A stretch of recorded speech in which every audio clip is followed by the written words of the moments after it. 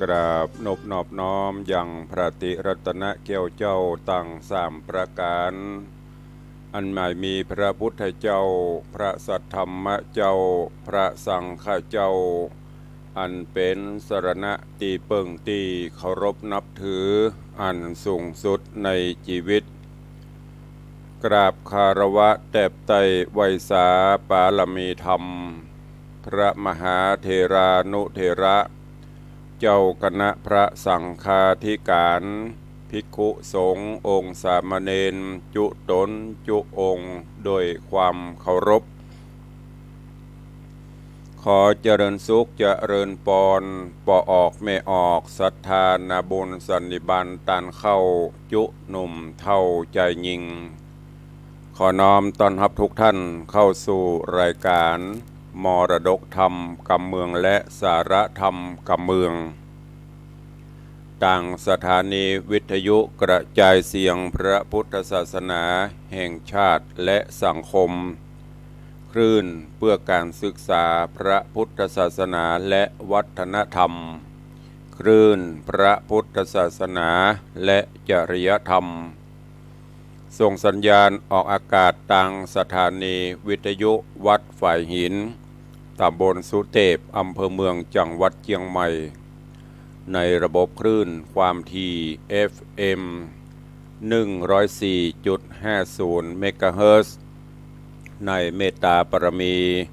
ท่านอาจารย์พระครูสมุวิสุวัตวรกิจโจท่านเจ้าอาวาสวัดฝ่ายหินท่านผู้อำนวยการสถานีคลื่นวัดฝ่ายหินสถานีวิทยุคลื่นพระพุทธศาสนาและจริยธรรมในความอุปถัมภ์ของมูลนิธิพระบรมธาตุเจ้าดอยสุเทพในเมตตาของพระครูวรลบนามวงพรหมท่านผู้อำนวยการสถานีและในเมตตาของท่านอาจารย์พระมหาประสิทธิ์ท่านผู้ดูแลควบคุมเทคนิคการกระจายเสียงส่งสัญญาณออกอากาศในระบบคลื่นความถี่ FM 96.0 เมกะเฮิรตซ์ตลอดจนสถานีวิทยุต่างๆที่ต่างตันผู้อำนวยการได้เมตตาลิงก์สัญญาณจากแม่ข่ายออกอากาศให้ญาติโยมทั้งหลายได้รับฟังกันอยู่ในเวลานี้รายการนี้ดำเนินโดยอาตมาภาพพระครูวิสิทธิ์ศรีลาภรณ์รองเจ้าคณะอำเภอเมืองเชียงใหม่เจ้าอาวาสวัดวังสิงคำตำบลป่าแดดอำเภอเมืองเชียงใหม่จังหวัดเชียงใหม่หรือญาติโยมห้องขานกันว่าตุลุงในวังเป็นผู้ดำเนินรายการนำรายการนี้มาพบปะกับทุกท่านตั้งแต่เวลานี้เป็นต้นไปวันนี้ปะกันในวันนี้ก็ขอให้ทุกท่านมีความสุขกายสุขใจไร้ทุกข์ไร้โศกไร้โรคไร้ภัยดำเนินกิจธุรกิจใดๆก็ขอให้มีความสำเร็จผลสมมนุษย์ในไฟอ้างเหมือนกันจุตนจุองค์จุผู้จุคนดังที่ได้กล่าวต้องขอกราบประทานอภัยสู่มาอภัยกับครูบาอาจารย์ท่านเจ้าตลอดจนสาธุชนญาติโยมทุกท่านสู่มาอภัยอย่างตุลุงการดำเนินรายการอาจจะแบบหายขาดบัตโตบาได้ปะกันเป็นประจำทั้งนี้และทั้งนั้นก็ดังที่ได้กล่าวได้แจ้งไว้โดยเหตุผลบางครั้งก็มีศาสนกิจบางเตื้อก็มีงานที่จะต้องปฏิบัติก็เลยทำให้การจัดรายการสดอาจจะขาดหายบ่ปฏิปต่อกันต้องขอประทานอภัยสู่มาอภัยตัวเองแต่ว่าก็มีเสียงออกอยู่อาจจะเป็นเทปมาขั้นรายการเป็นบางช่วงบางครั้งก็อย่างที่ตุลุงบอกเช่นกันตั้งแต่เกิดอุทกภัยน้ำท่วมมาจนถึงเวลานี้ก็รู้สึกว่ามีภาระมีศาสนกิจที่จะต้องปฏิบัติหลายสิ่งหลายอย่างในช่วงนี้เวลานี้ก็มีการสอบธรรมสนามหลวงของพระสงฆ์องค์เนน คราวก่อนนั้นเป็นการสอบนักธรรมชั้นตรีตั้งแต่วันที่17 18 19 20 4วันนี้เป็นการสอบนักธรรมชั้นโทและชั้นเอก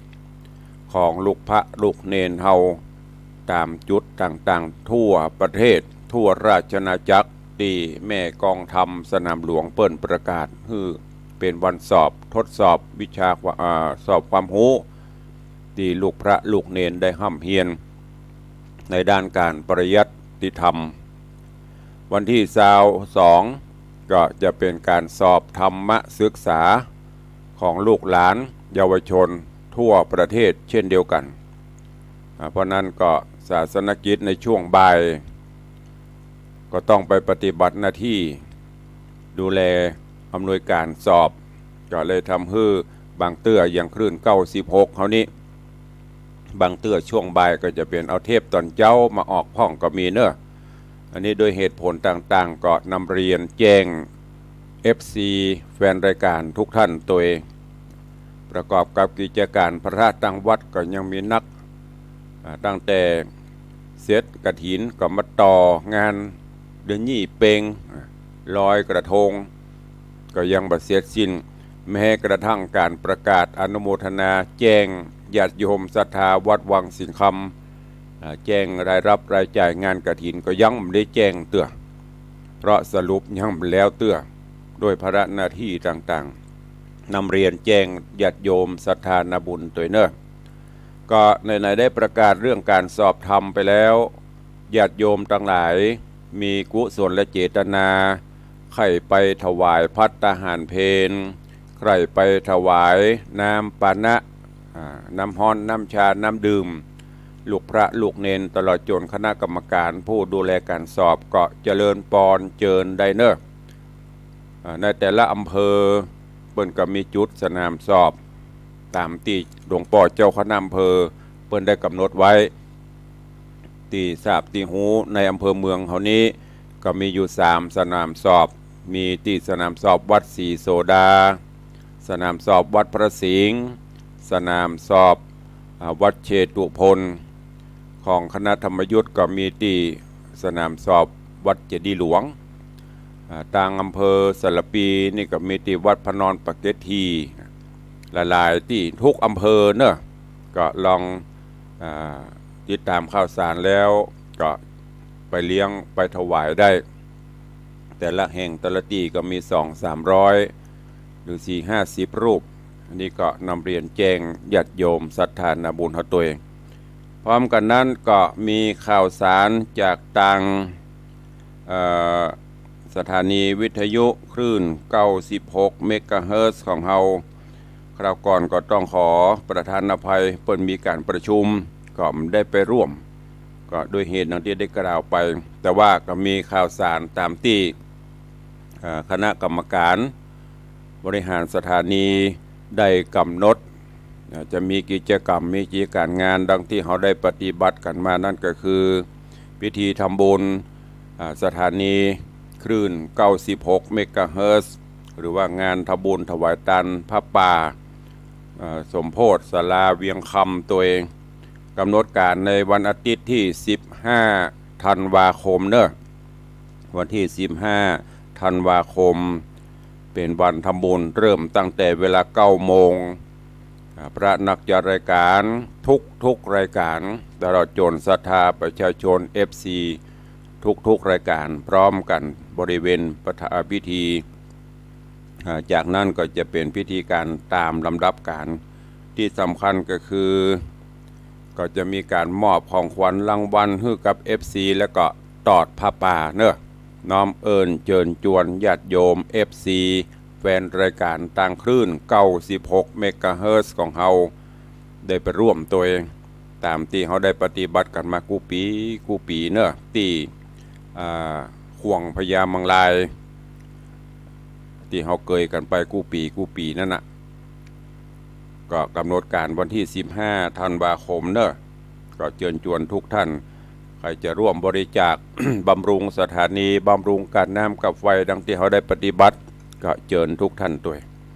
เอาแล้วเนาะ พร่ำมาก็ปอควรเดี๋ยวต้ารายการก็ไปปะกันแถมช่วงหนึ่งเข้าสู่หัวใจของรายการเสียก่อน นั่นก็คือพระธรรมเทศนาสุวรรณพรหมมา ไปจบเตาไปเดี๋ยวเนอะ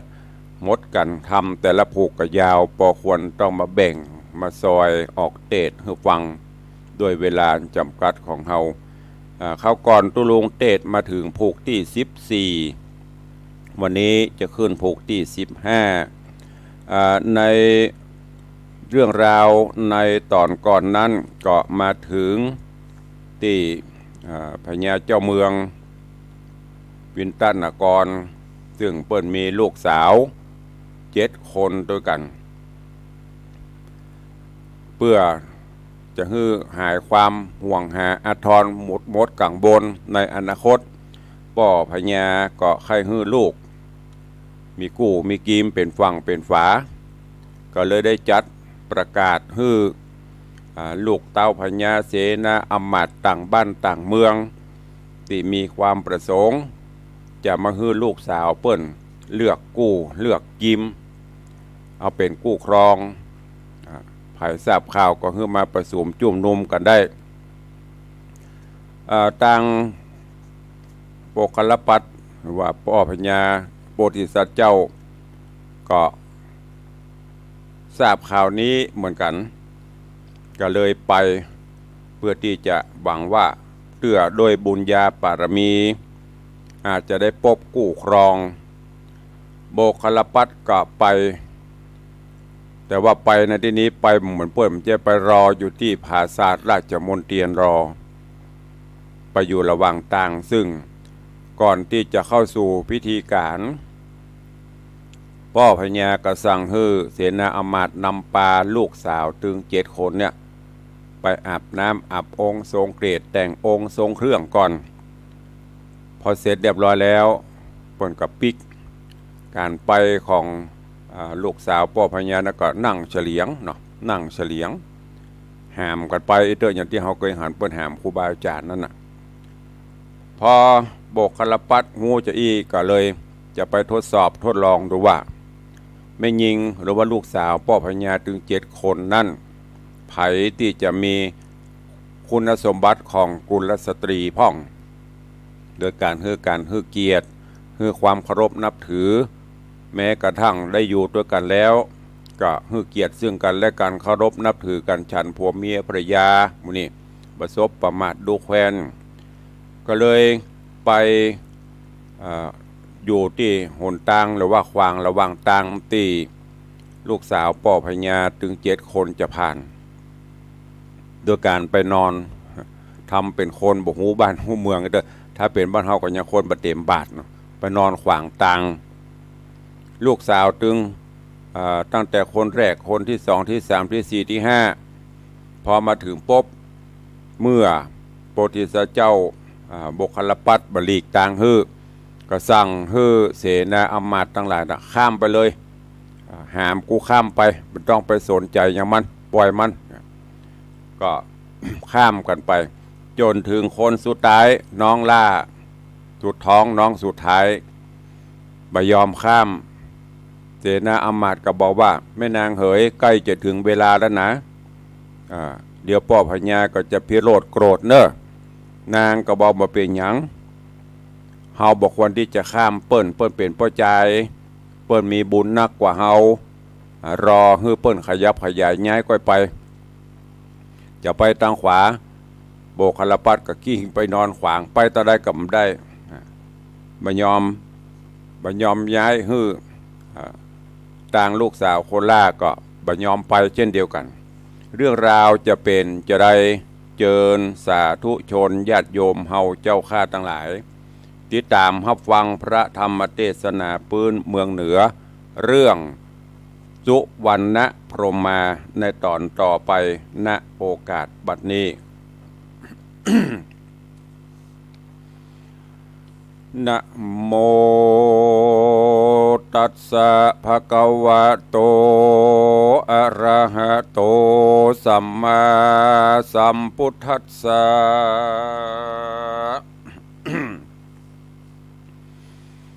สาธโวฟังลาโสตุจันนาสัพปุริสะตังหลายดังหญิงและใจมวลหมู่ตีได้ปากันอยู่ธรรมทาดาฟังยังรัสธรรมเตสนาสุวรรณพรหมมาล่ำดับมาแล้วเล่าขอเจิญศรัทธาตั้งหลายหนุ่มเท่าจุงตั้งจิตใจเราทอมทาและดาฟังต่อไปนานี้แหละนะ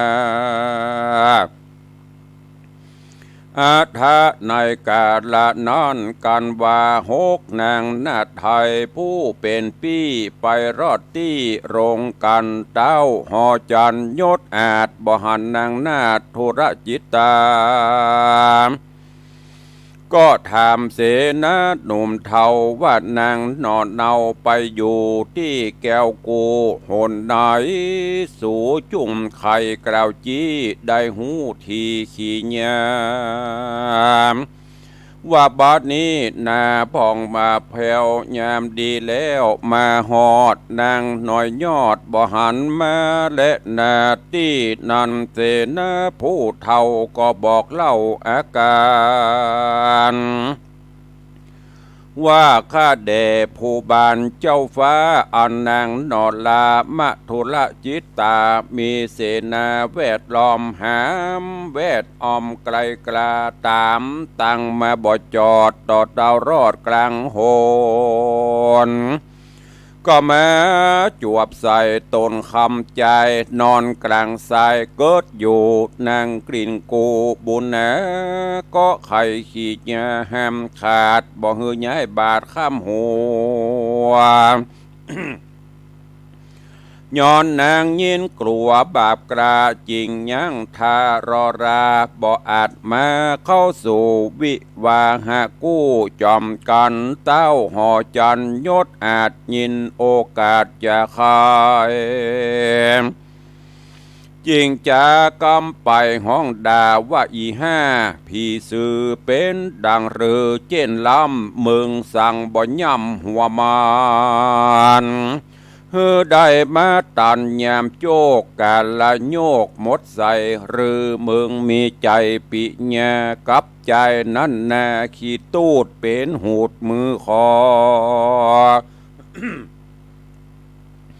กูขอป้อไปนาอย่าห้องกูว่าป้อมึงอีสึงตึงใบบาตนเจ้าฟ้ากล่าวแล้วก็ฮือเสนาเกียวไปสู่ยังที่อยู่นางมาทุละจิตตาก็มีแหละนะตาในกาดละนอนใส่เต้าโยดใหญ่รำมะโคสาก็ฮือนางราชธิดาตั้งหมู่ขึ้นนั่งสู่เต้นเกี่ยวงามเลิศแล้วเจียงคานเฮือเจ้ากุมารตั้งหกนางอาบมานั่งตกสองนาทีเจ้านอดลานั่งอยู่นั่งเป็นกูภัยมาอันเจ้าหอจันตั้นเต้าปั่นปอนกล่าวไขคานว่าฮืออยู่เจยบานค่ำเจ้าอย่าโศกเศร้ากันได้โรคภัยพญาตอย่ามาปาดในตนสัพพะกังวลน้อยใหญ่อย่ามาไกลอินทรีย์เจ้าปุรีกล่าวแล้วอำมาตย์เกี่ยวต่างหลายต่างมาใหญ่มากเต้าไหลกันเข้าถวายปอนก็มีหันและนาตีนี้จักวันนาจะเล่าถึงนางนอดเนามัทุละจิตตาการว่าเสนามวลหมู่มาลอดสู่นางนาดก็โอกาสไข่ปันว่าเต้าหอจันผู้เป็นป้อหือนางน้อยนอขึ้นลาง ไปหายังพ่อแม่อันอยู่แต่กองหาแม่นรอราเนิ่นจ้าตนเจ้าฟ้าจักเอาตายหรือนางฮักใจผู้นี้จงกล่าวจี้จะใครว่าเฮาจักไปบอกกล่าวหืมตั้นเต้าตามมีแหละนาอันวาดนางน้อยนาดกำแต่จาดปังหลังมาตันยังจาดนี้บ่อาจลีหนีหายนางฮักใจหนุ่มเนาดูดจะดังเต้าหัวใจจริงจะไขโอกาสฮื้อเศษนาอาจลายลามได้หูความทวนทีบ่มีที่สังการจุมเสนาหนุ่มเทาก็ยกนางนอนเนาบุญภายอยู่กับใจตั้งนาแล้วปากันกว่าขึ้นสู่ยังที่อยู่หอจานรีบไข่ปันโอกาสบอกดาวราชตามมีเจ้าปุรีโยดใหญ่หูแจงไข้อาการก็ไข่ขันกล่าวถอยด่านางนอดน้อยนาว่ากูเลี้ยงมาเสียเขาตั้งแต่ตีนเต้าฝ่าหอยกูพอกอยเลี้ยงไว้หวังจักใดเป็นดีไปหลังมีดังอีหูดังนี้ไปนากูเตี้ยงคาฟันคอ อีสอบอบาใบอย่ามาไกลตนกูเข้ามาจูถอยบาทว่ากูเต้าราชพญาเป็นปีตาเมืองซ้ำปอสองและนาตาในกาละนันเต้าไทยศิลาเกตกันว่ามาสู่เขตสีมารามาโกษาลัมมะโคสาเต้าเจ้าได้มาเปล่าได้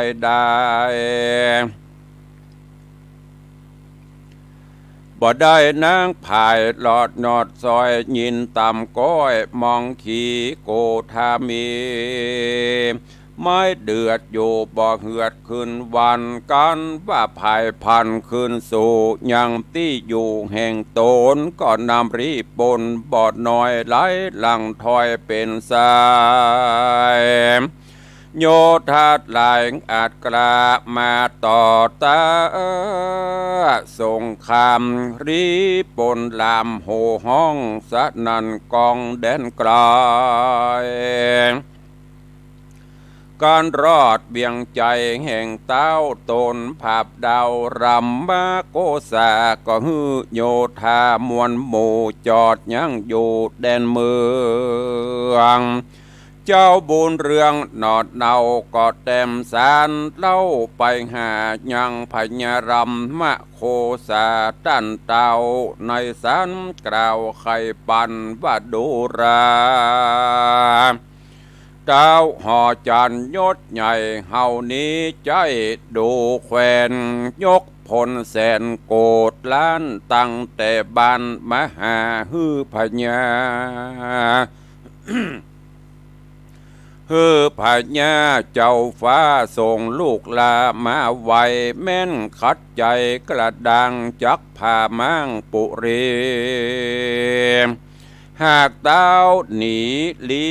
นาเฮาจักขาบาดเดียวและนากันว่าบรมวันดีเมียนแล้วก็ฮือเสนา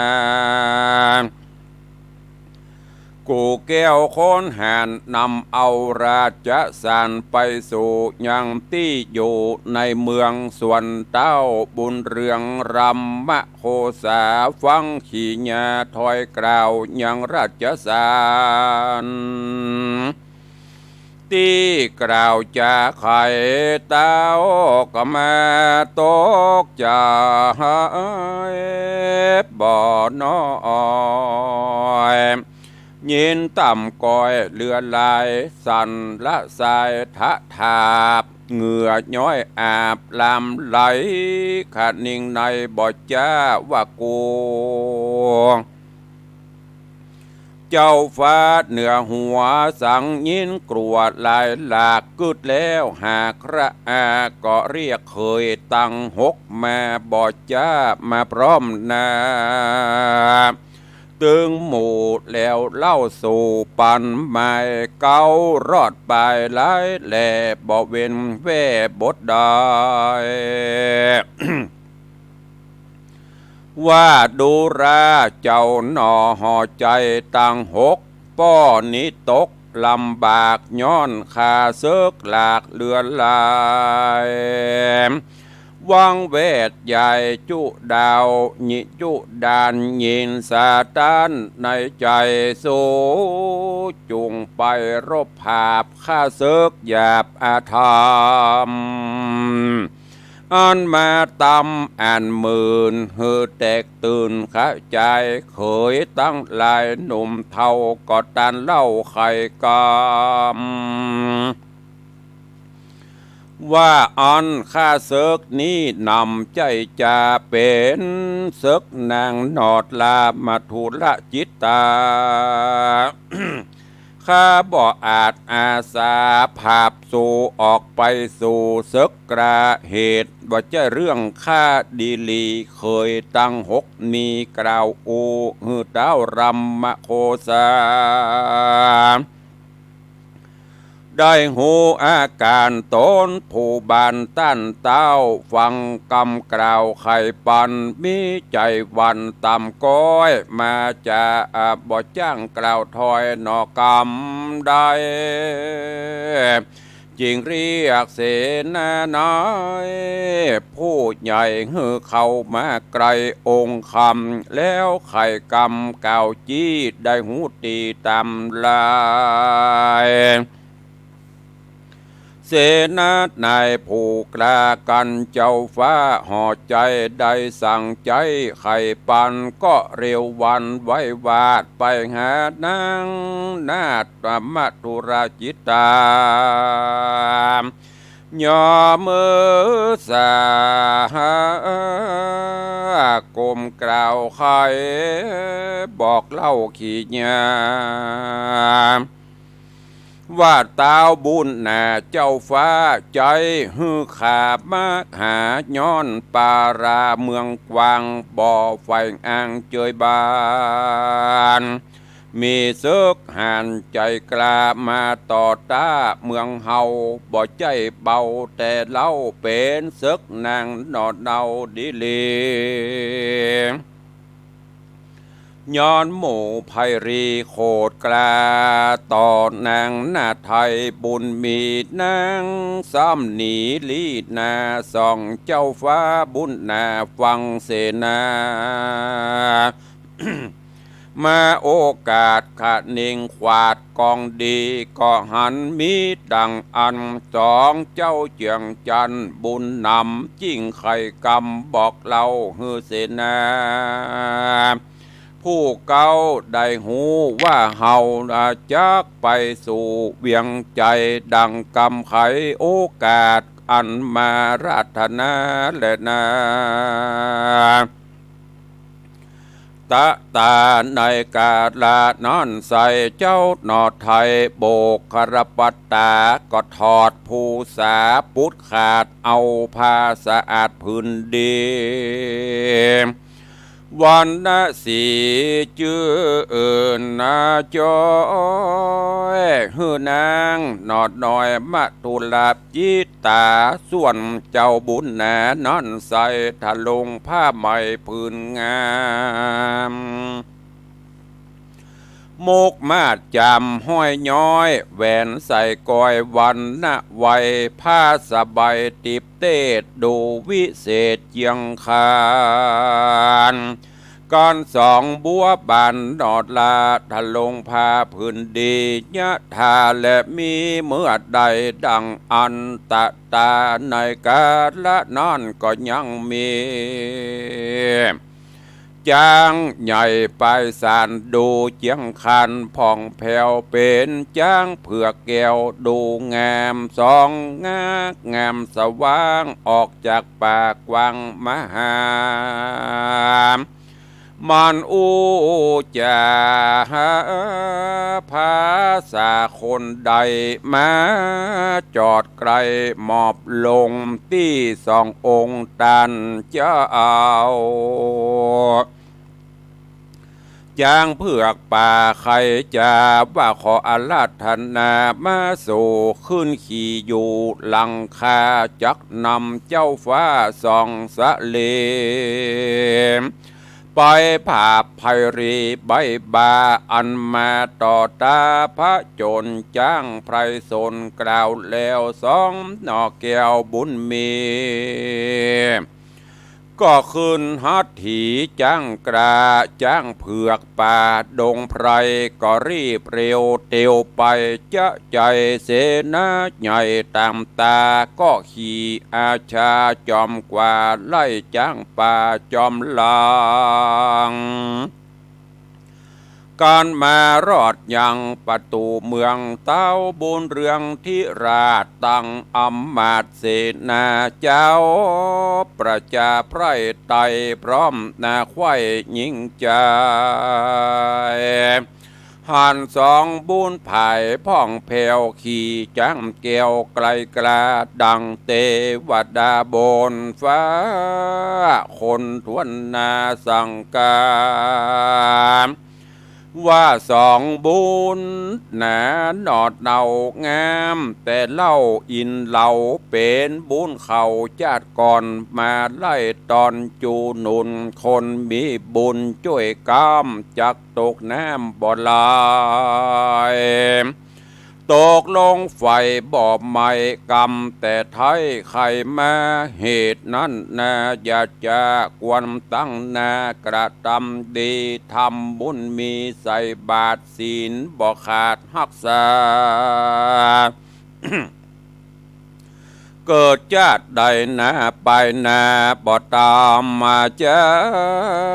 สามานใดเจยบ้านค่ำเจ้าบ่โศกเศร้ากันได้จุมเจ้าไตมวลหมู่ตั้งกล่าวโอจากรมีเสียงนันสะสาวสะนันดาวนอปาลาก่อนว่าสองบุญนามาลอดแล้วก็ยังเบียงแก้วปุรีเจ้าผู้มีผู้เป็นป้อก็ป่าสองนอดน้อยนาดขึ้นภาษาหอคำก็มีหันและนาโสเตกิงดูตุมมะเฮปังมุสาวามาตะเตนติติสวาเอวะมหะในกาละนอนใจเต่ายุดใหญ่รำมาโกสามหันเจ้าบุญนาดหน่อยนาดรูปองค์อาจโสภาก็เรียกเสนามวลหมู่เข้ามาสู่จะทำว่ายามเมื่อสู่หามลูกขาไปอาบน้ำตาเมื่อก่อนกี่สังมากล่าวจี้ปันไม้ว่าเกิกยังใจขี้เหือนตีนมือเปื้อนหิดงอแถมบ่ปอใบเงาสูสั่งกล่าวมุสามโตดสูนี้นาไม่มาถึงคอขาดจากบาปบ่เว้นว่าคนใดเตี้ยงตายไปจุผู้ใดมูบมูเป็นผีที่นั้นนางบุญมีหนอไทยอันนั่งกระอยู่ไกลปิตาจริงใครขี้แงโอกาสว่าดูราปิตาราชพ่อเจ้าข้าลูกเต่าวอนขออย่าตัดคอเข็นข้า อันว่าก่อนแน่นั้นไซผัวข้าไทยบุญนำก็ได้กระทำดังเขากล่าวเสียงเป็นคนแง่วบ้าบายนอนต่ำไตดินทรายนอนต่ำไตดินทรายลองใจหมายข้าน้อยว่าจักยื่นจ้อยปิญาแถมประการหนึ่งนากรรมเก่าสร้างไว้เล่าเดิมอ่อนได้มารอนตอบสายจริงตกให้เครื่องขีกรรมนั้นมีเสียงแล้วได้กลัดแกล้วต่างผ่านขอผู้บานเจ้าฟ้าอย่าได้ฆ่าเขาตายดาวบุญภายโยดอาจฟังนางนาดไข่จ๋าพิจารณาทวนทีก็หันแม่นตี้ตามธรรมจริงไปกรรมจริงไปกรรมโป้งขาดอนุญาตตามรายปล่อยเสนานายจูผู้ก็มีหันเล่นนาอัฐาน้อยกาละนอนใจเต่ายดใหญ่รำมาโคสาธิราชก็โอกาสกำดีซึ่งเจ้าบุญมีหนอดเนาว่าปอนี่แล้วผิดไปขออภัยยกโทษอย่าคิวโคดโกธา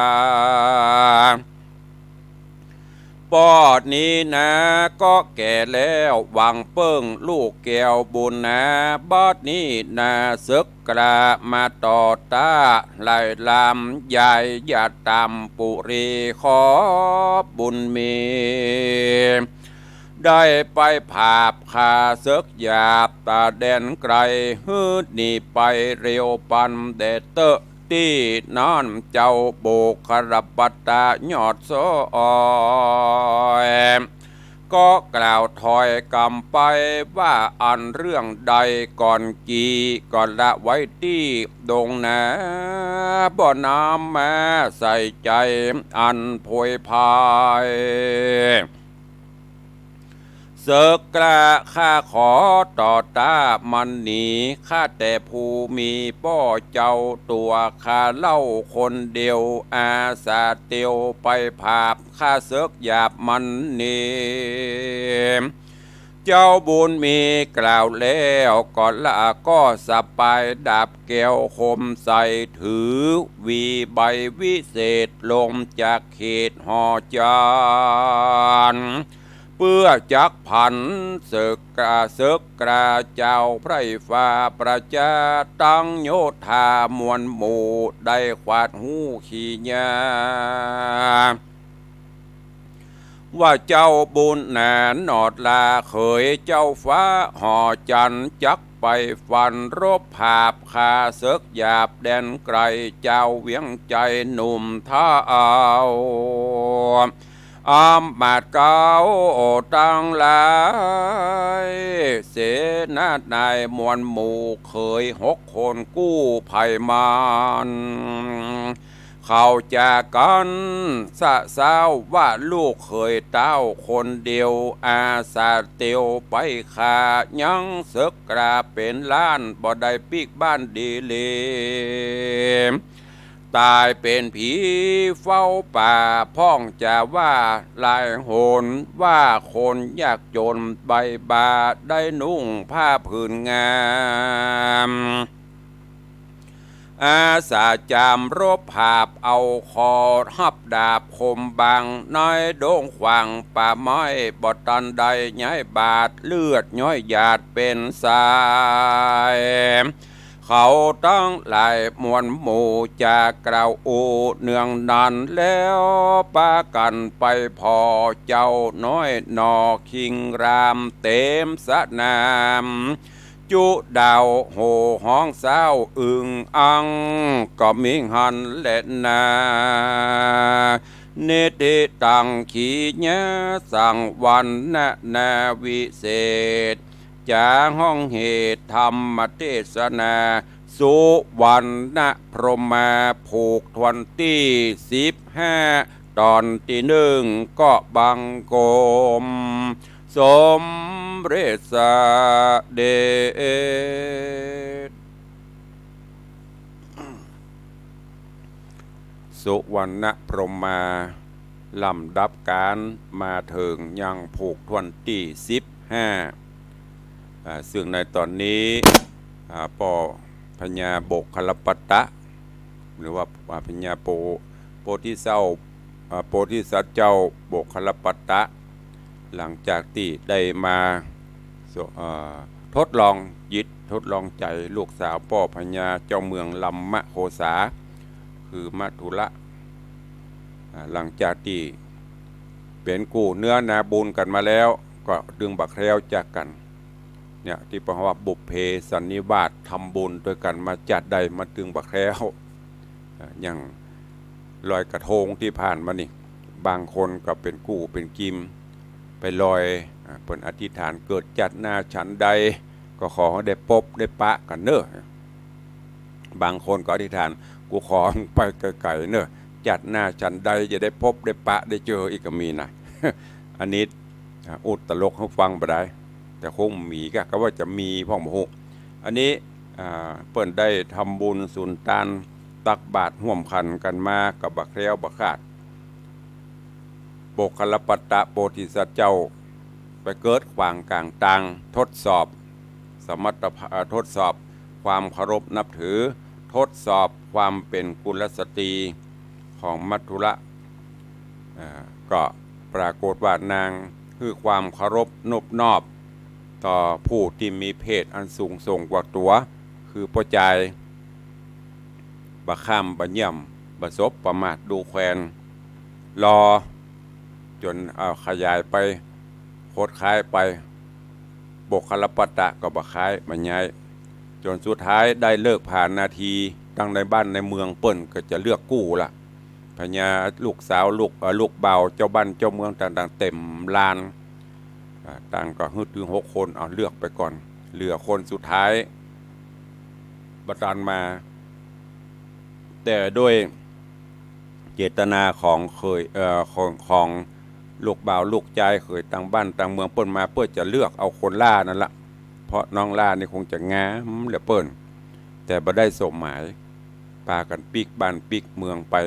ก็โคตรหาว่าพ่อพญาลัมมะโกษาเนี่ยจุก็เลยปิกมาทำกรรมโดยการลบมาตาต่อตาลบทับจับศึกเอานำไพพลโยธามาประชิดบ้านประชิดเมืองก็เกิดภาวะความเดือดร้อนแล้วเอาจะเนี่ยจะใดพญาลัมมะโกษาก็กึดนักละห้องเคยถึง6 คนหมายว่าลูกถึง6เคยเดี๋ยวนี้บ้านเฮาเกิดภัยสงครามมาประชิดบ้านประชิดเมืองป้อของเคยถึง6น่ะนำปาเหล่าเสนาอำมาตย์ออกไปรบทับจับศึกไปขับไปพักไปไล่เนอะเคยถึง6ว่าใดโอ้ป้อหมู่นี้มันไม่ใช่มาด้วยเรื่องของข้าพเจ้าทั้งหลายโลกปุ่นมาด้วยเรื่องของลูกสาวคนล่าคุณคือมัทุระก็คือป้อไปบอกพุ่นกะไปสั่งเขาพุ่นเอาละคำนี้โดนไม้ตายจะนี้จะเงี้ยจะใดก็เลยบอกคือเสนาอำมาตย์ลองไปลงไปเขยล่าปุลุไปง้อไปขอมาลุคือไปช่วยลบภาพกรรมเสนาอำมาตย์ก็ไปตามคำสั่งของพ่อพญาก็ไปบอกคือลูกเขยล่านั่นก็คือโพธิสัตว์เจ้าโบกคลปัตว่าประเดี๋ยวนี้พ่อพญาคือมาบอกโพธิสัตว์เจ้าได้ยินจะอีไม่สะทกสถานใดๆทั้งสิ้นก็บอกคือเสนาอำมาตย์ว่าไปบอกคือพ่อพญาเตอะบ่ต้องตกอกตกใจเสือกคราวนี้ไซข้าจะจัดการคนเดียวจากนั้นก็บอกกล่าวคือมัทุรจิตาภริยาแล้วก็เปลี่ยนองค์ทรงเครื่องใหม่นั่นก็คือถอดชุดตีเอามาทดลองจิตใจคนเปลี่ยนมาเป็นทะลงเครื่องทรงกษัตริย์พร้อมกับหมอบผ้าอย่างต่างๆฮือมัทุรจิตา สีภรยาพัดเปียงด้วยบุญญาปรมีตอนนั้นก็มีพญาจ้างสารจ้างเผือกแก้วงางอนก็ออกจากป่ามาแล้วก็จ้างตัวนี้ก็อู้ภาษาหูภาษาคนด้วยครับก็มาหมอบกราบเจิญ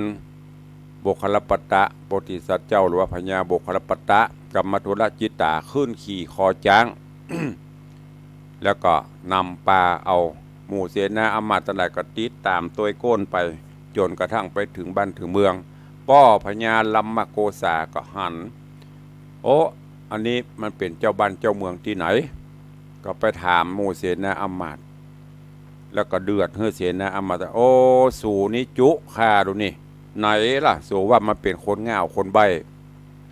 เป็นคนสึงตึงไม่ใช่กะแล้วนี่มันเป็นไผมาตัวลูกสาวกูนี่สุจุข้ามีมูสามีโตดถึงพุ่นคอรุดจากบ่าเนอะพอได้ยินจะอี้โบคลปตะก็ไปกราบทูลว่าป้อเหยแม่เหยป้อเหยบ่ต้องไปนี้บ่ต้องไปเดือดงันตลอดโจรมัทุรจิตาก็ไปกราบทูลฮือป่ะเป็นความจริงผัวข้าเจ้าเมื่อก่อนนั่นเป็นคนจะเรียกเปิ้นแถลง ว่าเปิ้นบรรนุ่งผ้าดีเดี๋ยวนี้ก็คือเอามาทดสอบว่าจะเป็นจะได้นะอันนี้แหละคือตัวจริงเป็นเจ้าบ้านเจ้าเมืองอย่างต่างๆก็เล่าให้ฟังป้อพญาก็โอ้เป็นจะอีกก็เลยขอสุมาลาโตดโบคลปตะกับบัถือโตดถือตามัทุรจิตากับบัโทษอย่างป้อน้อมรับกรรมต่างๆที่ป้อได้บอกได้กล่าวแล้วก็นำปลาแล้วก็ฮับอาสาจะไปรบไปผาบขับไร่คาเซิกโดยบัต้องเฮือไผไปจะไปคนเดียวโบคลปตะก็ขี่จ้างแล้วก็สปายดาบดำแก้วอวีวิเศษออกไปเคยถึง6 คนก็มาโอ้ตายแน่ไอหวังตายแน่เปิ้นมาเป็นร้อยเป็นพันเป็นหมื่นมึงไปคนเดียวมึงจะไปสู้เปิ้นได้จะไหวประมาทดูแควนไปก่อนตอนนี้โพธิสัตว์เจ้ากำลังอาสาไปรบทัพจับศึกขับไล่อริราชศัตรูจะชนะหรือการจะใดก็ให้ติดตามฟังกันไปในตอนต่อไปเนอะวันนี้โป่งวางไว้แต่เพียงเต้าอี้ก่อนญาติโยมทั้งหลายฟังแล้วก็เก็บแกะก้อนไกเอาข่าวสารเอาสาระประโยชน์นำไปคิดพิจารณาเนอะโดยเฉพาะการอยู่ร่วมกันฉันสามีภริยาต้องให้เกียรติต่อกันเคารพนับถือต่อกันอย่างที่ตุลุงได้นำมาบอกไว้ผัวบนับถือเมียเงินคำเต็มเมียก็เสี่ยงเมียบนับถือผัวเงินคำกองเต้าหัวก็เสี่ยงกรรมโบราณเปิ้นว่าไว้เพราะฉะนั้นจะต้องให้เกียรติกันเคารพนับถือซึ่งกันและกันนึกถึงวันแรกตีปะกันอูม้วนจะหวานเปรียบประดุจน้ำตาลน้ำผึ้งจะอยู่ด้วยกันไปเป็นกูเป็นมึงเป็นคิงเป็นฮาศพประมาทดูแขวนกันมึงมาอยู่ด้วยกูมึงมีอย่างมาพ่องคิงมาอยู่ด้วยฮาคิงมีอย่างมาพ่องอันเนี้ยมันได้ยินบอกว่าเปิ้นบอกว่าเฮามันโพดออกงอนปุ่นนะเกิดเรื่องราวเมื่อตกลงโปร่งใจอยู่ด้วยกันแล้วก็ฮือเกียรติกันเคารพนับถือกันมีอย่างปรึกษาหารือกันไฟในจะไปเอาออกไฟนอกจะไปเอาเข้าก่อนที่เขาจะตกลงโปร่งใจนะคิดพิจารณาดีๆเมื่อตกลงโปร่งใจพิจารณาแล้วก็ยอมไอ้อย่างจะเกิดก็ปล่อยมันเกิดกินน้ำพริกกินด้วยกันตุกด้วยกันอยู่ด้วยกันตายก็ตายด้วยกันนั่นถือไม้เต้ายอดทองกับบองยอดเพชรปรึกษาหารือแก้ปัญหาร่วมกันร่วมสุขร่วมทุกข์เนี่ยผมว่าไม่ใช่ว่าเอาตัวรอดอยู่ด้วยกันจะดีพอหมู่ผัวมีอย่างน้อยนี่เอาละฮิตจะเปลี่ยนใจเมียมีอย่างน้อยฮิตจะเปลี่ยนใจแก้ปัญหาร่วมกันไปก่อนด้านแรกก็คือเอาความจริงมาอู้กันไม่ใช่ว่ากูว่ามึงกับมึงว่ากูละห้องละแหงสุดท้ายมันก็จะเป็นเรื่องใหญ่เนอะฝากไว้เป็นข้อคิดโดยเวลาอันจำกัดเนาะเดี๋ยวเวลาทำหน่อยก็ตักตายญาติโยม FC ตั้งหน้าจอก่อนแล้วก็เดี๋ยวก็จะไปตักตายทางบ้านแล้วก็มีข่าวสารที่ยังไม่ได้แจ้งก็จะได้แจ้งให้ญาติโยมทั้งหลายเนอะ ก็ขอบคุณอนุโมทนาบุญกับทุกท่านFC แฟนรายการยังมาหายกันเตื้อยังก็เป็นห้องก็ยังบ่ลืมตุลุงเนาะก็ขอบคุณที่เหนียวแน่นอยู่เหมือนเดิมเจริญปอนกับโยมพินันอิสมเตปินพินันอิสมเจ็ดสีสาธุมาแล้วแสดงว่าติดตามแล้วมาได้กลับมานะวันนี้มาแล้วแต่ว่าพินันเพิ่งก็มีภารกิจงานเนาะวันก่อนหันไลฟ์สดปุ่นมีตังไปอย่างพุทธมณฑลพ่องไปงานท่านงานนี่พ่องงานศพพ่องอู้ถึงงานศพหลวงพ่อท่านพระครูอย่างก็ตุลุงติ๊บจื่อแต่ปนะวัดป่าเป้าในได้ถึงแก่มรณภาพลงเมื่อวันที่15ที่ผ่านมานี่แล้วก็ได้ประกอบพิธีส่งน้ำศพหรือว่ารดน้ำศพแล้วก็ตั้งศพบำเพ็ญกุศลที่วัดป่าเป้าในก็คงจะมีตุลุงบริติตามนะเพื่อจะปิดศพวันไหนก็คงจะได้ประมาณวันที่20ป่ายเนี่ยแต่ตุลุงได้รับนิมนต์ไปเทศในคืนวันที่20วันพุธก็จะได้ไปเทศนาด้วยประชาสัมพันธ์ตุลุงติ๊บจื่อปัญจพระครูอย่างหุ่นลืมพระครูจันทร์สยามบัลลัมได้ห้องนะบัลลัมได้ห้องก็หลงลืมไปมีในไลน์เนี่ยเปิดผ่อนไลน์ของไลน์ตาไปหมดจื่ออย่างก็เป็นนายนิสมถ้าอันนี้อยู่แจ้งคำมหากรรมจื่อท่านพระครูสัญญาบัตรเปิดก็แจ้งญาติโยมต่างหลายตัว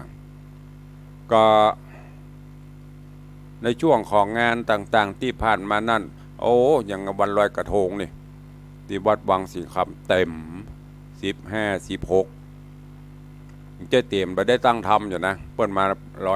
ลอยน้ำปล่อยกระทงทางวัดก็เปิดไฟเปิดอย่างบริการก็มีญาติโยมมาลอยกระทงมาไหว้สาสักการะปูโจมปูจาโกมผ่องพังปฏิผ่องตุงผ่องนะก็ขอบคุณอนุโมทนาบุญกับทุกท่านเจริญปอนต้อนรับโยมทองคำที่วงคำกราบไหว้สาเจ้าสาธุเจริญปอนโยมพี่อ้ายปฏิวัติยาสมุทรปเลียงตายเจริญปอนคุณโยมสรินทิพย์บุญเลิศน้อมกราบไหว้สาเจ้าสาธุเจริญปอนโยมวาสนากันทวีกราบไหว้สาเจ้าสาธุเจริญพรคุณโยมสุพรรณีกราบไหว้สาเจ้าสาธุเจริญปอนโยมตู่โยมตู่โยมสุรัตน์เสาคำวันนั้นไปบอกว่ากฐินงานนักตุลุงไม่ได้ไปก็เดี๋ยวจะมาไม่รุนนี่หรอครับขอบคุณ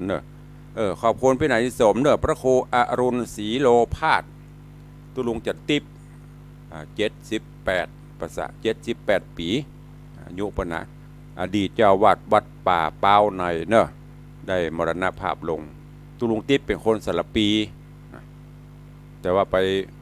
เป็นเจ้าวาดที่ในเมืองพระโคอรุณศรีโลภาสก็ไปร่วมบำเพ็ญกุศลด้วยกันสมบัติมีเมื่อคืน เจริญปอนโยมแม่ปันมีงานนี่เข้ามาติดตามรับชมรับฟังกันขอบคุณทุกท่านตัว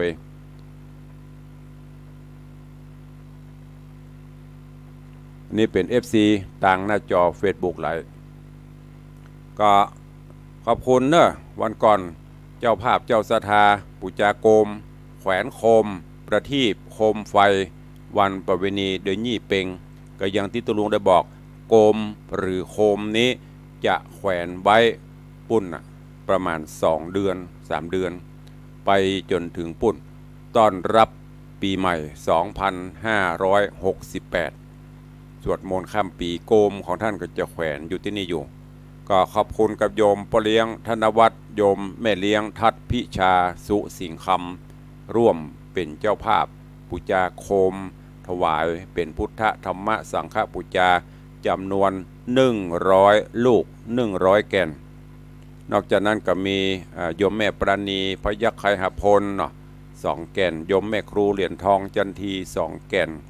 แล้วก็มีโยมแม่สีพันธ์มณีโชติพร้อมครอบครัวลูกหลานตันเต้าปนตุลุงเขียนให้เรียบร้อยแม่แต่ละคนอันนี้เป็นอันรวมแต่บัญชีแยกย่อยตุลุงเขียนติดให้หมดเรียบร้อยละแล้วก็มีโยมทันชนกเมืองมา คุณโยมสุพรรณีเมืองมานี่ก็ร่วมเป็นเจ้าภาพยังเปิดโอกาสให้เนอะไม่ใช่เฉพาะเดือนนี้นะเขาจะแขวนไปเพื่อปีใหม่มาแล้วก็คือมีความรุ่งโรจน์โชติช่วงชัชวาลเหมือนดังประทีปโคมไฟที่เขาได้ถวายไว้แขวนไปเรื่อยๆจนถึง1 มกราคม31กับวันที่1สวดมนต์ข้ามปีก็เชิญชวนทุกท่านตัวขอบคุณแห่งอันหนึ่งกับญาติโยมที่ร่วมบุญกฐินที่วัดวังสิงห์คำเนอะตอนนี้ก็ในโอกาสครบรอบวันเกิดครบรอบวันแต่งงานครบรอบ100 วัน50 วันอย่างมื้อนี้วันสำคัญของท่านทั้งหลายขอเชิญชวนเนอะร่วมสร้างบารมีธรรมในการสมทบทุนสร้างกุฏิสงฆ์องค์หลวงของวัดวังสิงห์คำที่ได้ประกอบพิธีวางศิลาฤกษ์ไปเมื่อวันที่7ที่ผ่านมานี้จะได้เริ่มดำเนินการก่อสร้างไปเรื่อยๆจนเสร็จใจเวลากี่ปีก็บ่ฮู้มันนะแล้วแต่บุญบารมีเนอะก็เชิญชวนท่านทั้งหลายร่วมเป็นเจ้าภาพบริจาคปูนหินดินทรายเล็กหรือจะรับเป็นเจ้าภาพวัตถุก่อสร้างตูหน้าต่างเสาคือแปะเพราะอย่างต่างๆเหล่านี้ติดต่อสอบถามได้ที่ตุลุงตลอดเวลาถ้ารับเป็นชุดเป็นช่วงก็จะได้จดเอาลายหมายเอาชื่อจารึกชื่อไว้อย่างแผ่นศิลาฤกษ์ที่เขาวางกันก็มีชื่อของทุกท่านเป็นปฐมฤกษ์ซึ่งกุฏิหลังนี้จะใช้งบประมาณก็หลายอยู่ไม่ใช่ว่าสร้างไว้เปล่าประโยชน์สร้างอย่างใหญ่อย่างโตอย่างที่เปิ้นกำลังวิเคราะห์วิจารณ์กันนะสร้างทำไมใหญ่โตไว้ขึ้นนกขึ้นขี่ขึ้นหมาขี้เฮือนขึ้นเก่าอีกใช่ก็สร้างให้ตู้เจ้าพระเนนได้อยู่นั่นน่ะถ้าบ่สร้างแปลงไปมันก็จะหม่นจะมองจะเศร้าไปต้องไปกึดต้องไปเครียดต้องไปอย่างเนอะบุญอยู่ที่บุญคือความสุขใจทำแล้วบ่เดือดร้อนอย่างที่ลุงย้ำอยู่เสมอบ่เดือดร้อนเฮาบ่เดือดร้อนไผทำแล้วเฮาสุขใจบุญกุศลเกิดขึ้นก็ทำไปเจ๊แปลงเฮือตุลุงนะตุลุงก็จะอยู่ไปตันได้อยู่หุตันได้อยู่กับบุจะเมื่อวันใดกับบุรุ่นต่อไปก็จะอยู่สืบไปจนกว่าพระพุทธศาสนาเขาจะล่มสลายไปก็จะแปลเป็นอันใดกับบุมันแปลงไปเจนครูบาอาจารย์พ่อแม่เขาเปิ้นฮือแปลงมาจากนี้เปิ้นสืบมาเขาก็สืบศีลธรรมกรรมฐานหลักธรรมคำสอนเฮาก็บ่ละปฏิบัติกันไปจากเนี้ยมันก็บ่ได้เดือดร้อนอะไรหยังไม่ใช่ว่าอันเดือดร้อนอันที่เดือดร้อนก็ว่ากันไปตามบุญตามกรรมตุเจ้าพระเนนทำบดีกับปฏิบัติโดนไปกรรมเปิ้นถึงบอกอันนี้ไปคนเดียวเปิ้นมันต้องเอาไปวิเคราะห์ต้องเอาไปวิจารณ์ต้องเป็นจันนั่นต้องเป็นจันนี่อันนั้นกับดีอันนี้กับถูกนะเนี่ยมันถึงบุ่นวายกันไปเปิ้นถึงบอกอย่างหลวงพ่อพุทธทาสเปิ้นบอกเขามีส่วนเลวบ้างช่างหัวเขาจงเลือกเอาส่วนที่ดีเขามีอยู่เป็นประโยชน์โลกไว้ช่างน่าดูส่วนที่ชั่วอย่าไปรู้ของเขาเลยจะหาคนมีดีโดยส่วนเดียวอย่ามัวเที่ยวค้นหาสหายเอ๋ยเหมือนเที่ยวหาหนวดเต่าตายเปล่าเลยฝึกให้เคยมองแต่ดีมีคุณจริงฝากไว้เป็นข้อคิดเรียนมี2 ด้านความดีความชั่วมันเป็นของกู้กันหมดจะให้ดีหมดมันก็เป็นไปได้อย่างที่ลุงบอกนะโลกเฮามีสปะสปันคนก็เหมือนกันมีสปะสปันคนลวกก็มีคนเหงาก็มีคนสึงตึงก็มีผีบ้าก็มีคนรวยก็มีคนจนก็มีมันก็คระเคล้ากันไปอย่างเงี้ยต้นไม้ก็มีหลายชนิดไม่ตึงไม่เต็งไม่ลังไม่แดงไม่ซักไม่สปะแต่ส่วนมากเขาก็เลือกไม่ซักมาแปลงบ้านเหมือนเดียวกันนะญาติโยมตอนไหน